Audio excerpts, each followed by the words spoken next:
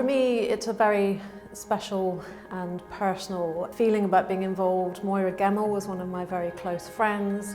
I learned a lot from her and how to be a client and how to work with architects. So it feels very special and important to me to be part of the judging panel and to be part of the award ceremony. Michelle Cohen and I were the initial recipients of the Women in Architecture Awards, so that meant a lot to us. It was hugely important to our practice at the time and gave us a lot of recognition. One of the things we've seen this year, I think, which has been so impressive, has been an understanding of context, of the cultural context, the historic and material context, and a really deep appreciation of a sense of place, a kind of genius loci.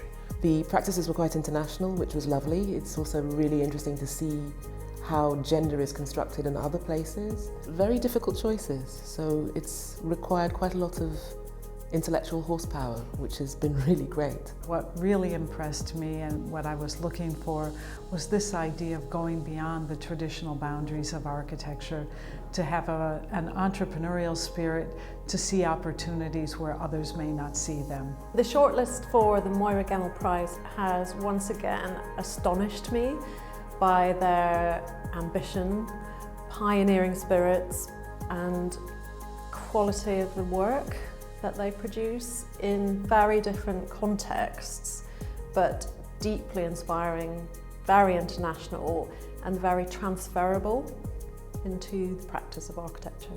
In the projects that we've seen for the Architects of the Year, I think it's particularly impressive this idea of contribution by many people to a project, the understanding that it takes many minds and many hands to do a really successful building. Women in architecture is really important today because we still need to work to provide recognition for all the extraordinary talent. The issue of role models, for every young woman out there, the more you are able to see yourself reflected in the kind of wider culture, the more important it is. So I think this is also about a platform, and I don't think we can ever assume that work is over.